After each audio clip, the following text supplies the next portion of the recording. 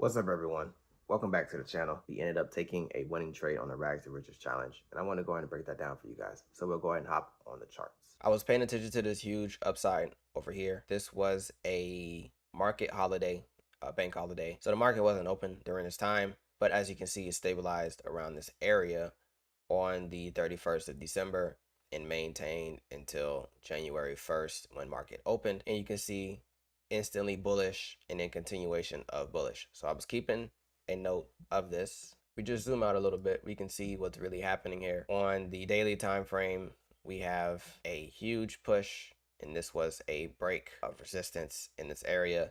And I was looking to get in on buys off of the pullback that was going to eventually happen. We had that area marked off and just waited.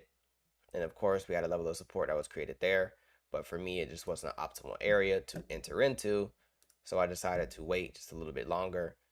And you can see we have another strong push that ended up happening at the 7th of January. And then I was looking to get in off of that pullback. You can see signs of the pullback happening around the 8-hour to 16-hour mark. And during this time, I'm paying attention, just looking to see what's exactly happening. If you go on lower time frames, you can see even more information. It's not a very big trend, like as if we were trading in a downtrending market. We already knew.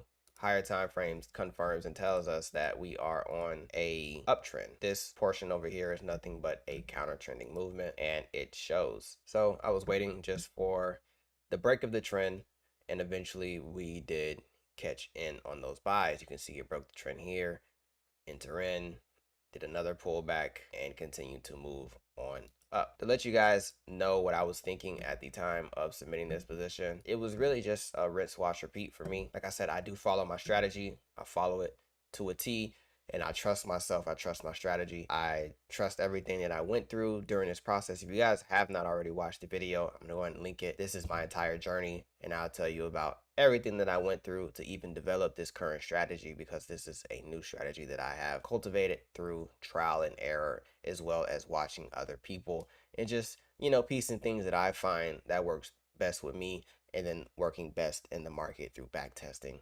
hundreds, even thousands of positions. To make a long story short, this is a strategy that I have been developing for a couple of years now, and it works perfectly for me. So my confidence is going to be high. And that's one thing that you always need to have when you are trading, is having a very confident mindset when you are entering into the market. You can't be timid. You can't be shy. You can't be afraid, because as you can see, I had a huge pullback right there, a retest of my entry right there. And if you're not confident, you're going to close that order. You're going to be afraid. You're going to put your stop loss at break even immediately. That's something that I don't do. I give you guys like a rule of thumb. I don't really move my stop loss and profit until there's like 3 candlesticks after. So for me, if it's off the 4-hour time frame I'm establishing my structure off of, I don't move my stop loss in profit until another 12 hours. Sometimes I don't even move it for another 16 hours, 24 hours. However long it takes me to get after that 12 hours, that's when I move my stop loss in profit. And it also depends on how the market is moving. If my entry, I'm trying to get these candlesticks, you can see these candlesticks that are happening right after my entry. I got in off of this candlestick here. I did have an initial entry down here. I ended up getting stopped out, and then I figured out just a little trick that I can use with gold. And then I entered in around the same area, again, a re-entry. So as you can see, there was a strong pullback to my entry. It came down, went through my entry, almost hit stop loss. And that was due to, I believe there was news that happened around this area Wednesday at 4 to 8. I believe that was the unemployment data as well as the NFP. I'm pretty sure that's what that was. So it was a news candle. I wasn't too worried about it. I don't trade economic data, but I do react to what happens after. And you can see it remained bullish because economic data showed that there were a lot less jobs than there were intended, as well as the unemployment rate it wasn't too high, but it was still relatively high to our previous years. So I wasn't too worried about it. I remained bullish. And then the next candle, this was FOMC. Meeting minutes showed Chairman Powell and the other Waller and all of those other people, they were very hesitant to increase rate cuts. They were slow to make those happen because they didn't want to have, I think it was like the inflation thing, doesn't really matter to me. Like I said, I don't trade economic data, but if you do want to have information on the economic data, you can always go to forexfactory.com. This is not a sponsor. It's a completely free application. It's something that you use on your computer. You can use it on your phone. You just go through there and you select which ones that you do want. I'll go ahead and stitch in a portion of me doing just a little demo on Forex Factory to show you what it looks like and how you can utilize it for yourself while you are trading. And on there, you can see the FOMC meeting minutes just by going and clicking through the official documents, and then you can see what they were saying. I didn't read them. I just used Bloomberg. If you are not subscribed to Bloomberg, me personally, I don't have to subscribe. I just purchased a Samsung TV and it comes for free on Samsung TVs. So that's a pro tip if you're looking to just have information on the markets without having to pay a subscription like everyone else has to. You can get live TV free with Bloomberg by purchasing the Samsung TV. Once again, I am in no way a partner of Samsung TV. I will always let you guys know when I am affiliated with the company and if I will ever make commissions off of anything. Bloomberg let me know the rundown and I was very confident in my position.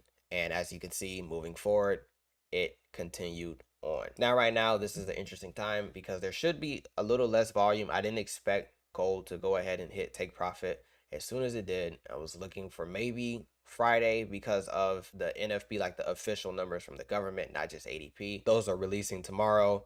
And there's also been declared a special holiday for Jimmy Carter, who ended up passing away, and today is his funeral. So I assume because it's tied to the US dollar that we weren't going to be trading. But of course, this is CFDs on gold. Other countries are investing in gold. If you guys do not know, there was a huge movement that ended up happening from October 2023 on up to here, and you can see that this is the end of the movement. This all happened from Russia and China deciding to purchase a bunch of gold reserves instead of using the US dollar, and that led to the huge bullish uptick. We're just doing a slight pullback from that area, and we are potentially going to go more bullish, but it all depends on these next coming weeks. We are in a slight counter trend of the bullish trend, which we are creating a downtrend right now, but we're about to break this, attempt to break it. We have a day and 3 hours left to see what is going to happen on the weekly time frame. So we don't know yet,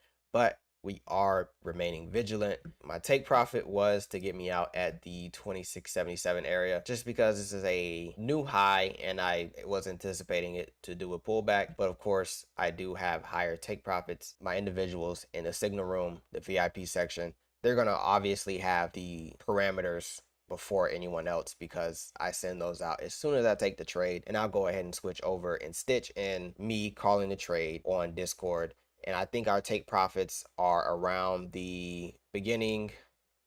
I think we are at 2746, and then after 2757, and then 277.7.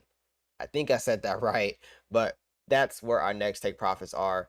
It's going to be a long time until it even reached that distance, and we have a lot of things to kind of cross paths with. We have this level of resistance here that is off the daily time frame, which is a confirmed level of resistance. We have a triple top that did form, and then we have even more resistance here. This is also formed off the daily time frame, and then you can also see that I have this green box here. That was where my initial take profit was going to be, but I decided to send it just a little bit further, and you can see that it did react to that area. When it hit 2664, it rejected and pushed down. Of course, it went through a lot more, but it ultimately created a level of resistance at the 2664 area. And you can see it's confirmed here, here, and here. And if we go down to the lower time frames, you can even see a lot more information that was happening right here. So it was a confirmed level of resistance, which I knew was going to be something like an area of exits. But as you can see, my entry is a little bit skewed. It's not as good as it was initially when I ended up getting stopped out by literally a pip. So that's why you always want to ensure that your trades are always below an area that you could potentially get stopped out on, especially if you believe in the order. Like I said, I ended up finding out a trick that I can use with gold the same way that I found out with Bitcoin. And if you were watching my live stream that day while I was playing Call of Duty, I ended up figuring it out in real time, which was pretty cool. And I was able to implement that literally minutes later. The risk to reward on this trade, as you guys may be wondering, was a 3.74. This was for take profit 1. For take profit 2, we're at like maybe a 10, I believe. Let's see, 13, and then take profit 3 is 15, and 4 is 18. That's the full movement. We got it at 2677, as I did say. And this is all on the Rags to Riches challenge. I haven't been trading in my main portfolio right now. I'm going just stacking a little bit more. I want to have a larger portfolio to trade in right now and use this capital that I do make from the Rags to Riches challenge to use that, because I feel like that's the best way to do it, to articulate this journey and make it just more exciting and more of a challenge for me, because I could of course use some crypto profits or whatever, or money saved up, but I believe the best option would be using Rags to Riches money to show you that you can start with a little amount, compound it up, and go further. So we will not be trading in the main portfolio until we flip a small account. I'm not doing a high frequency level of trading. I'm trading at my same pace and showing you guys the realistic side of trading. I'm not going to sit here and over leverage on each trade. That's not what we're doing. We're following a trading plan that I have devised for myself. We're taking our time with this process. So it's going to take a while. It may take a week. It may take 2 weeks. It may take 3 weeks. And we're talking about trading weeks. It all depends on the market and, of course, my individual performance. Every trade that I win during the Rags to Riches challenge, I will be trying to upload a breakdown on, just so I have more content for you guys that are traders that are looking for content on trading. I want to provide to you guys a little bit more. For my people that are gamers, listen, I will be going on a little bit of a trading bender, so I won't be posting as much gaming content as I possibly can, but you are able to tune into me on Twitch and on YouTube when I am live playing whatever title that I am playing. It may not always be Call of Duty. I may decide to stream Last of Us, Ghost of Tsushima, Alan Wake 2, any new title, especially when GTA 6 comes out. Expect a lot of gaming content during that time. And I'll also be, giving some information to my traders if you guys want to tune into the streams as well. So then you're still entertained at the exact same time, because I don't know if everybody does like games, but particularly I love games and I play them. At least for right now. I don't know how long they'll continue making good games. I appreciate everybody who did tune into this video. So I'll catch you guys on the next one. It's your boy God Made Dan, and I'm out.